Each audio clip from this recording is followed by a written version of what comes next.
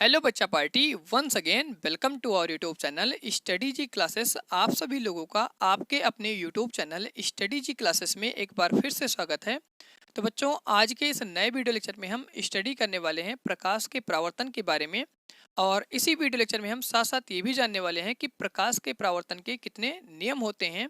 तो जनरली बच्चों, आप सभी लोगों को पता होती है कि प्रकाश के परावर्तन के मुख्यतः दो नियम होते हैं। लेकिन आज के इस वीडियो लेक्चर में आपको पता चलेगा कि प्रकाश के परावर्तन के मुख्यतः तीन नियम होते हैं। आप जनरली किताबों में प्रकाश के परावर्तन के दो ही नियम देखते हैं। तो आज के इस वीडियो लेक्चर को देखने के बाद आपको पता चल जाएगा कि तीसरा नियम हमारा किस प्रकार से और कहाँ से आया है। तो चलिए प्यारे बच्चों, अब हम यहाँ से सबसे पहले देखने वाले हैं प्रकाश के परावर्तन की परिभाषा और उसके बाद देखेंगे परावर्तन के नियम। तो बच्चों, यहाँ से हमारी सबसे पहली हेडिंग लगी हुई है प्रकाश का परावर्तन, जिसको इंग्लिश में हम बोलते हैं रिफ्लेक्शन ऑफ लाइट। तो यहाँ पर इसकी परिभाषा लिखी गई है, प्रकाश की ऐसी घटना जब प्रकाश किसी चिकनी व चमकदार सतह से टकराकर वापस उसी माध्यम में लौट आती है, तो ऐसी प्रकाश की घटना को प्रकाश का परावर्तन कहते हैं। तो प्यारे बच्चों, इस परिभाषा में आपको बताया जा रहा है कि प्रकाश की ऐसी घटना जब प्रकाश किसी चमकदार या चिकनी सतह से टकरा करके वापस उसी माध्यम में लौट आता है जिस माध्यम से प्रकाश किरण आई हुई रहती है, तो ऐसी घटना को हम बोलते हैं प्रकाश का परावर्तन। अगर परावर्तन के बारे में आपको और अच्छी तरह से यहाँ पर स्टडी करना है तो लिंक आपको डिस्क्रिप्शन बॉक्स में मिल जाएगा। वहाँ पर आपको हेडिंग मिलेगी कि परावर्तन क्या है, परावर्तन किस प्रकार से होता है। तो आप जा करके परावर्तन के बारे में अच्छी तरह से स्टडी कर सकते हैं। अब बच्चों, हम यहाँ से देखने वाले हैं फिगर कि परावर्तन किस प्रकार से होता है, और उसके बाद फिगर के बाद हम यहाँ पर स्टडी करेंगे कि परावर्तन के कितने नियम होते हैं। तो यहाँ पर बच्चों, सबसे पहले आपको एक फिगर दिख रहा होगा, तो ये हमारा होता है एक फिगर। अब आप सभी लोगों को ये पता है कि परावर्तन की घटना को देखने के लिए सबसे पहले हमें जरूरत पड़ती है एक चमकदार या आप कह सकते हो पॉलिशदार वस्तु की। तो हमने यहाँ पर मान लिया है कि जो हमारी एक चमकदार सतह होती है वो हमने एक यहाँ पर समतल दर्पण लिया है, और इस दर्पण का नाम है एम और एम डैश। तो बच्चों, ये आपका वही दर्पण होता है जो आप डेली फेस देखने के लिए यूज करते हो। ये हमारा वही समतल दर्पण है। अब हम क्या करते हैं, एक यहाँ से हमारी आने वाली किरण होती है और ये किरण का नाम है एओ। ये हम मान लेते हैं कहाँ से आ रही है, अनंत से आ रही है। तो इस आने वाली किरण का नाम होता है आपतित किरण, जैसा कि यहाँ पर लिखा गया है। और इस आपतित किरण को इंग्लिश में बोलते हैं इंसिडेंट रे। अब बच्चों, यहाँ से क्या होती है, ये किरण आ करके इस बिंदु ओ पर टकराती है।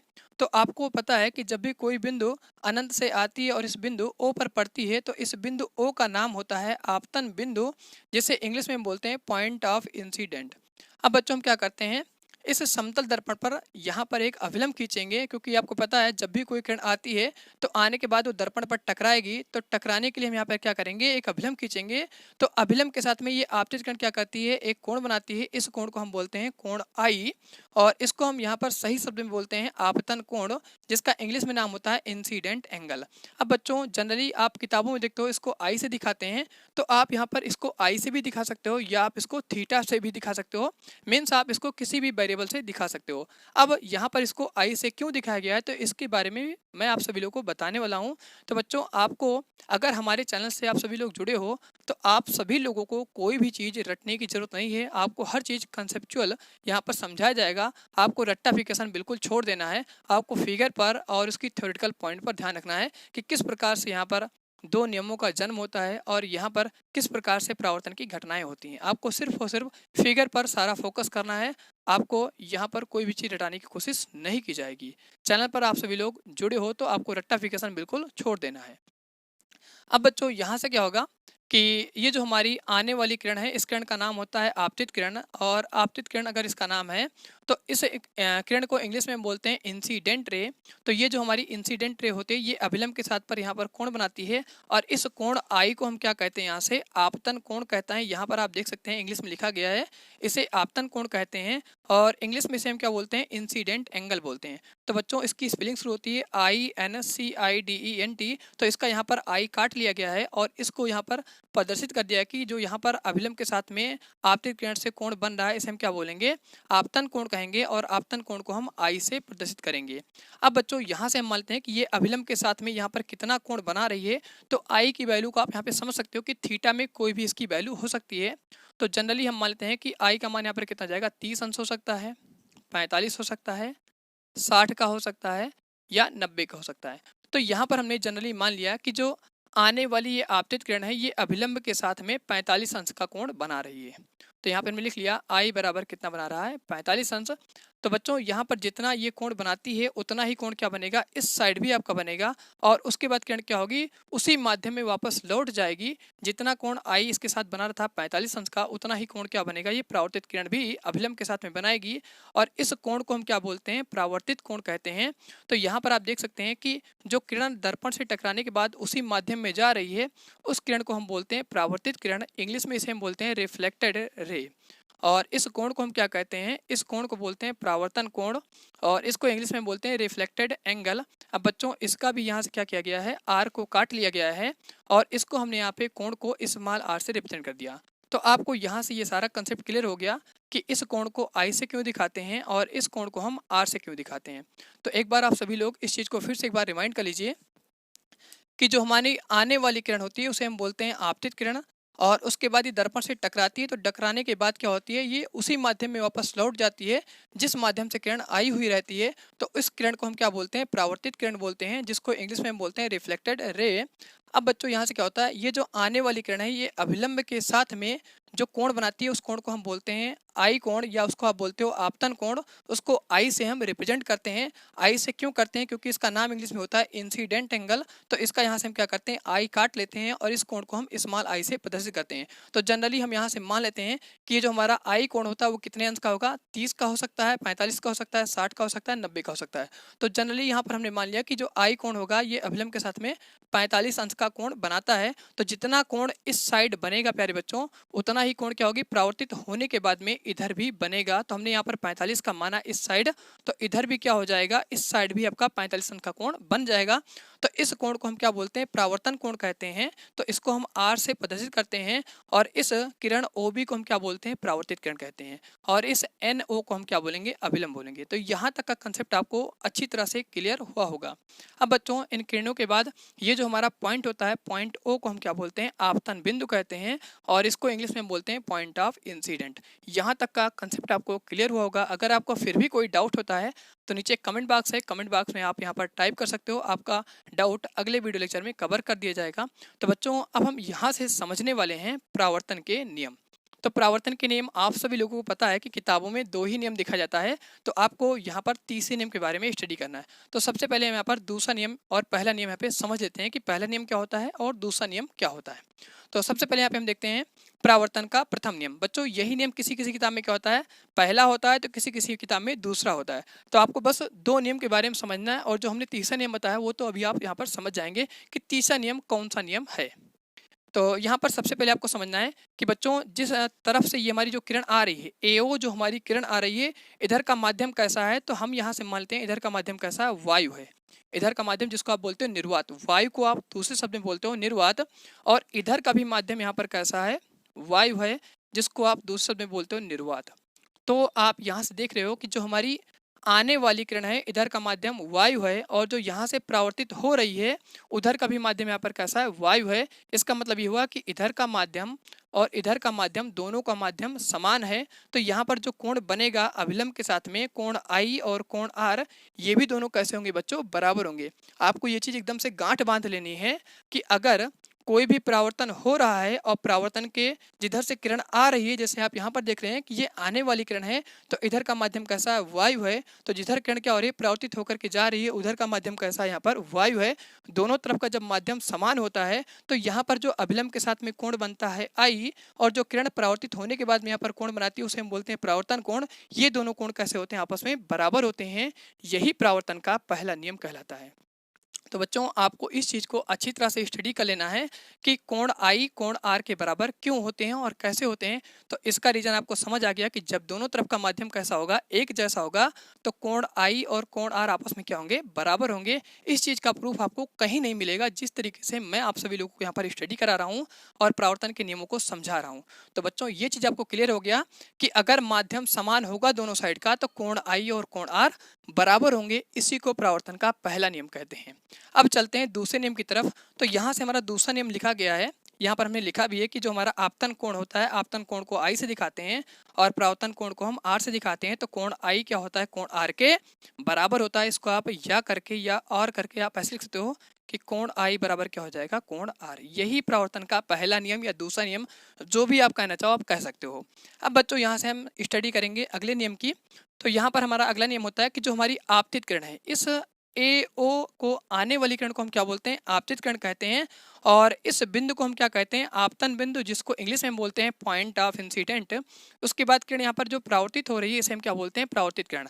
तो यहाँ पर दूसरे नियम में लिखा गया है कि आपतित किरण और आपतन बिंदु तथा परावर्तित किरण तीनों एक ही तल पर पाए जाते हैं। तो आप देख रहे हैं बच्चों कि जो आने वाली किरण है वो भी इस तल पर पाई जा रही है, समतल दर्पण पर। और ये जो हमारा बिंदु है आपतन बिंदु, ये भी इसी समतल दर्पण पर पाया जा रहा है। और किरण आने के बाद टकरा रही है तो वो भी क्या हो रही है, इसी दर्पण से टकराने के बाद वापस जा रही है। तो तीनों चीजें क्या हैं, एक ही तल पर पाई जा रही हैं। अगर यहाँ से हम क्या करें, दर्पण हटा दें, तो क्या आप यहाँ पे परावर्तित किरण देख पाओगे, नहीं होगा। तो इसीलिए यहाँ पर बताया जा रहा है कि जो दूसरा नियम है उसमें आपतित किरण और आपतन बिंदु तथा परावर्तित किरण तीनों एक ही तल पर पाए जाते हैं। तो बच्चों, अगर आप सभी लोगों को आज का वीडियो पसंद आता है तो प्लीज़ वीडियो को लाइक करिएगा, और चैनल पर पहली बार विजिट कर रहे हो तो चैनल को सब्सक्राइब कर दीजिएगा। इसी तरह से मैं आप सभी लोगों को क्लास 10th के बारे में अच्छी तरह से स्टडी कराने वाला हूं। और आप इस वीडियो को अपने स्कूल बच्चों के साथ में ज़्यादा से ज़्यादा शेयर करिए, और चैनल से आप सभी लोग जुड़ जाइए, क्योंकि मैं इसी चैनल पर क्लास 10th, क्लास 11th और क्लास 12th का कंप्लीट सिलेबस कराने वाला हूं। तो बच्चों, अब हम इसके बाद देखने वाले हैं परावर्तन का तीसरा नियम, जिसको आप सभी लोगों को बेसब्री से इंतजार है। तो चलिए बच्चों, आप इसको अगर नोट करना चाहते हैं तो नोट कर सकते हैं। अगर आप इसका स्क्रीनशॉट लेना चाहते हैं तो स्क्रीनशॉट ले लीजिए, क्योंकि अब हम इसको इरेज करके और तीसरे नियम के बारे में स्टडी करने वाले हैं। क्योंकि तीसरा नियम ही बच्चों हमारा बोर्ड एग्जाम में 1 नंबर दिलाने वाला है। तो आपको अगर हमारे चैनल से जुड़े हुए हो तो आपको कोई भी नंबर गंवाने की जरूरत नहीं है, आपको नंबर लेना है, क्योंकि आपके बोर्ड एग्जाम में अच्छे मार्क्स आ सकें और बाद में आप बता सको कि हमने इसी चैनल से स्टडी किया था, जिससे आज हमारे इतने अच्छे नंबर आए हुए हैं। तो चलिए बच्चों, अब हम इसको इरेज करेंगे और उसके बाद समझते हैं तीसरा नियम।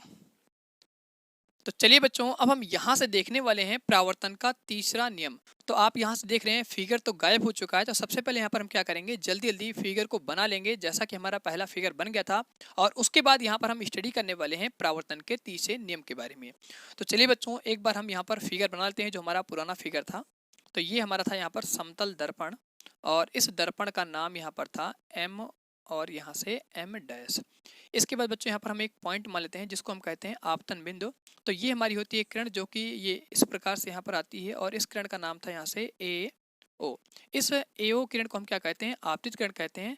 उसके बाद यहाँ पर हम क्या करेंगे, इस प्रकार से एक अभिलंब खींचेंगे। तो ये किरण अभिलंब के साथ में जो कोण बनाती है उसे हम कहते हैं कोण आई, जिसको आप कहते हो आपतन कोण। फिर दर्पण से टकराने के बाद जितना कोण इधर ये बनाती है उतना कोण इधर भी बनाएगी। तो इस कोण को हम बोलेंगे परावर्तित कोण, और इस किरण को हम बोलेंगे ओ बी, जिसे हम बोलते हैं परावर्तित किरण। और ये बच्चों हमारा था यहाँ पर अभिलंब, जिसको हम कहते थे एन ओ। यही हमारा फिगर था। अब यहाँ पर हम समझने वाले हैं परावर्तन का तीसरा नियम। तो इस नियम को समझने के लिए आपको सबसे पहले यहाँ पर समझना पड़ेगा कोण आई के बारे में, मीन्स आपतन कोण के बारे में आपको समझना पड़ेगा। इसमें हमारा एक स्पेशल कंडीशन होता है, उसी कंडीशन को बच्चों हम क्या कहते हैं, परावर्तन का तीसरा नियम कहते हैं। तो यहाँ पर हम क्या करते हैं, हम मानते हैं कि आई का जो यहाँ पर हम कोण लेने वाले हैं, इस कंडीशन में आई का जो यहाँ पर हम मान लेने वाले या थीटा का मान लेने वाले हैं, वो जनरली हमें मान लेना पड़ेगा 30, 45 और 60। इसमें बच्चों आपको 90 वाला केस छोड़ देना है, क्योंकि यही 90 वाला केस हमारा क्या होगा, स्पेशल केस होगा। और इसी को हम क्या कहते हैं, परावर्तन का तीसरा नियम कहते हैं। अगर आप यहाँ पर 30 मानेंगे, 45 मानेंगे और 60 मानेंगे तो परावर्तन आपको इसी प्रकार से दिखाई पड़ेगा। जैसे अगर मान लेते हैं कि ये जो हमारा कोण है ये कितने का है, यहाँ पर 45 का है। तो ये किरण भी इधर आर भी कितना बन रहा है, 45 का बन रहा है। अगर यहीं पर हम क्या करते हैं, इस कोण को मान लेते हैं कि कितने का हो गया, हमारा 30 का हो गया। हमने इसको मान लिया ये 30 का हो गया। तो ये किरण दर्पण से टकराने के बाद परावर्तित हो जाएगी, तो ये भी इधर कितना बनाएगी, 30 अंश का बनाएगी। तो इसी प्रकार से यहाँ पर आप 60 में भी देखेंगे तो आपको इसी प्रकार से यहाँ पे परावर्तन दिखाई पड़ेगा। अब यहाँ पे हम समझते हैं, जब हम आई का मान कितना लेंगे, 90 लेंगे।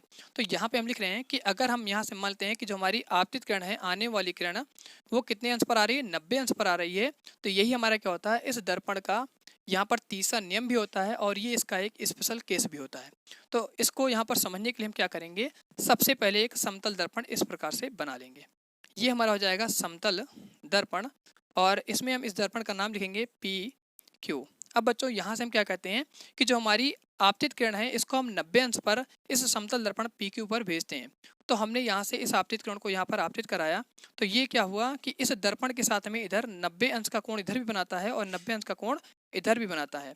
अब यहाँ पर आपको एक चीज स्पेशल देखने को मिलेगा कि जो हमारी आने वाली किरण है इस किरण का नाम क्या होगा, आपतित किरण होगा, आपतित किरण। तो यहाँ पर हम मानते हैं कि इधर जो कोण बन रहा है वो आई बन रहा है, आई कितने का है, 90 का है। तो आप इधर कह सकते हो कि जब किरण यहाँ से परावर्तित होगी तो यहाँ पर परावर्तित किरण कितने का कोण बनाएगी, ये आपका 90 का बनाएगी, क्योंकि आपने देख रखा है कि अगर इधर का माध्यम कैसा है, वायु है, तो इधर का भी माध्यम कैसा है, वायु है, तो दोनों तरफ का माध्यम कैसा है, एक जैसा है, तब उस कंडीशन पर आप परावर्तन को देखने को पाते हो। तो बच्चों ये जो हमारी आने वाली किरण है इसे हम बोलेंगे आपतित किरण।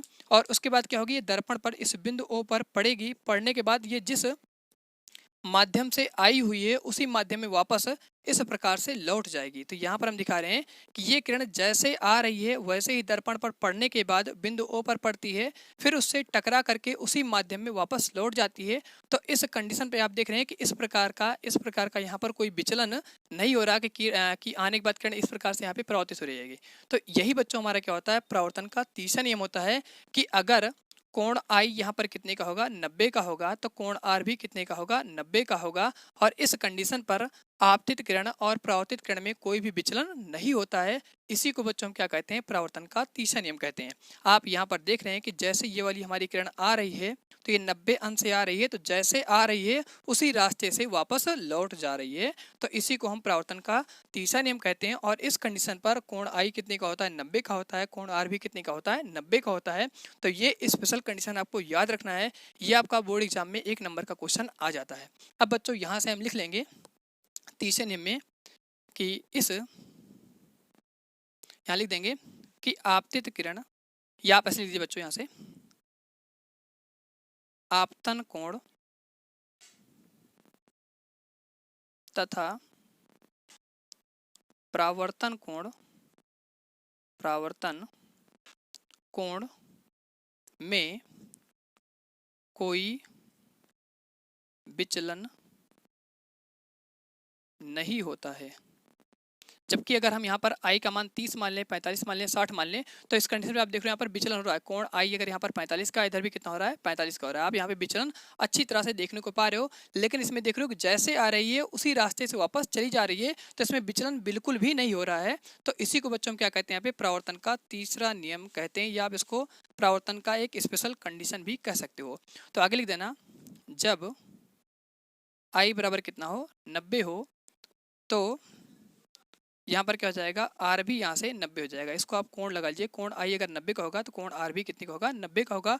तो इस कंडीशन पर क्या होता है कि जो हमारी आने वाली किरण होती है और उसके बाद जाने वाली किरण होती है, जिसको हम बोलते हैं आपतित किरण और परावर्तित किरण, उसमें कोई भी विचलन नहीं होता है। जब किरण में कोई विचलन नहीं होगा तो उसके कोण में भी क्या होगा, आपको कोई विचलन नहीं दिखाई पड़ेगा। तो बच्चों मैं आशा करता हूँ कि आप सभी लोगों को ये तीसरा नियम अच्छी प्रकार से समझ आया होगा।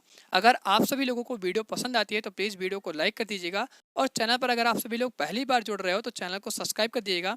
मैं आप सभी लोगों के लिए इसी प्रकार से यहाँ पर वीडियो लेकर के आता रहता हूँ। तो बच्चों आप सभी लोगों का इसी प्रकार से प्यार और सपोर्ट मिलता रहे। अब हम मिलते हैं अगले वीडियो के साथ।